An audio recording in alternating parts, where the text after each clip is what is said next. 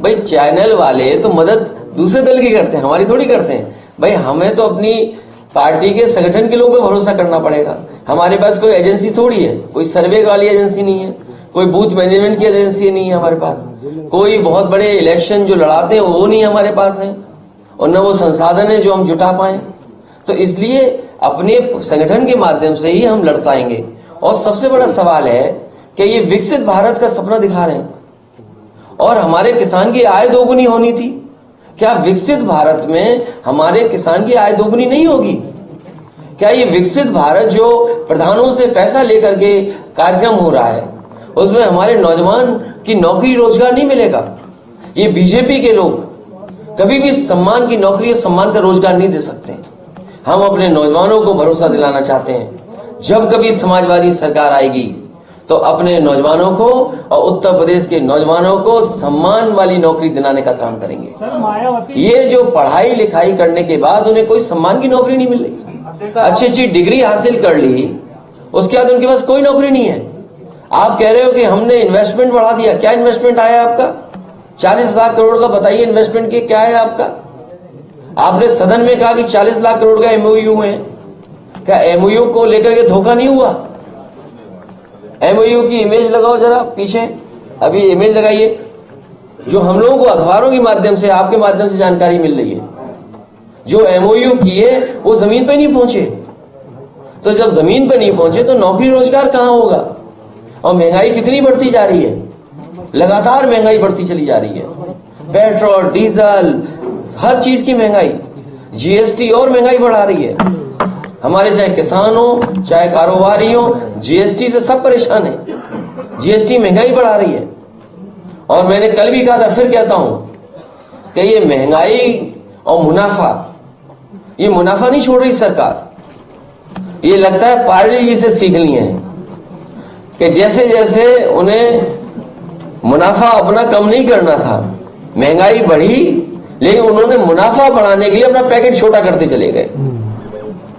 मुनाफा कम ना हो इसलिए पैकेट छोटा होता चला गया। वही सीख लिया भारतीय जनता पार्टी ने। पहले खाद की बोरी में से 5 किलो निकाला, अब सुनने में 5 किलो और निकाल लिया।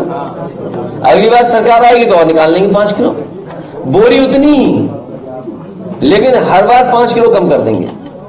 ये अपना मुनाफा कमा रहे हैं, और ज्यादा मुनाफा कमाना भी भ्रष्टाचार है, ज्यादा लाभ लेना भी भ्रष्टाचार है। तो क्या ये सरकार नहीं करा रही जानबूझ करके? नोटबंदी से भ्रष्टाचार खत्म हो जाएगा।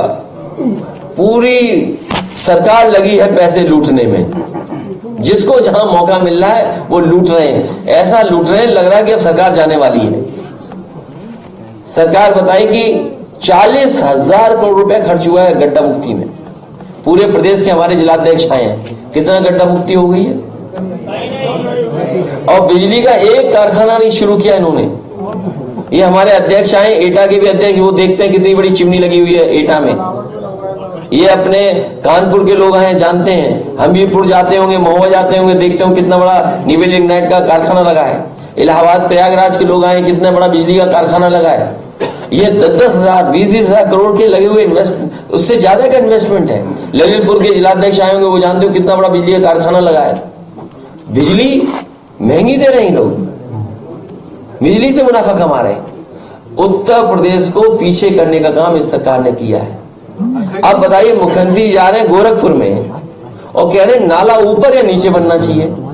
हम तो सोचते थे मुख्यमंत्री जी योगी हैं, एक दिन वो डॉक्टर बन गए सदन में, अब वो इंजीनियर बन गए कि नाला ऊपर नहीं नीचे होना चाहिए, नीचे नहीं ऊपर होना चाहिए। बताइए, ये है स्थिति। देखिए, ये हमारे बुंदेलखंड के भी अध्यक्ष वगैरह बैठे होंगे, आपको पता होगा देश के प्रधानमंत्री जी आए, उन्होंने कहा यहां पर मिसाइल्स बनेंगी, एयरक्राफ्ट बनेंगे।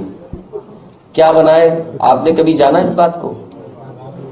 अभी अखबार में मैंने एक दिन पढ़ा कि सरकार ने निर्देश दिए कि हर जिले में जमीन एक्वायर की जाए। जब 3 साल पूरे हो जाएंगे तो जमीन एक्वायर करेंगे आप, तो आपका इन्वेस्टमेंट कब आएगा? तो आपकी आधी अधूरी तैयारी थी, कोई तैयारी नहीं थी आपकी। और फिर सरकार ये बताए कि किस इंडस्ट्रियल पॉलिसी के तहत इन्वेस्टमेंट आया है, और जो इंसेंटिव्स आपने दिए थे जो इंसेंटिव्स आपने अलाउ किए थे या आपने अपनी इंडस्ट्रियल पॉलिसी के अंदर लाए थे, उसमें कितने इंडस्ट्रियलिस्ट को आपने इंसेंटिव दिया है? बजट में था क्या वो पैसा? तो असली बात तो आप बोलते नहीं हो। आप पूछिए उनसे कि इंसेंटिव कितने इंडस्ट्रियल हाउसेस को आपने दिया है। अगर आपने इंसेंटिव नहीं दिया, इसका मतलब कोई इन्वेस्टमेंट आपके नहीं आया है। और जितना समाजवादियों की सरकार में अच्छे काम हुए थे, सब खराब कर दिए। 2024 के चुनाव में सबसे बड़ा मुद्दा क्या होगा? क्या राम मंदिर होगा? महिलाओं की असुरक्षा। और जब से भारतीय जनता पार्टी की सरकार आई है, पूरे देश में 1 लाख किसानों ने आत्महत्या की है।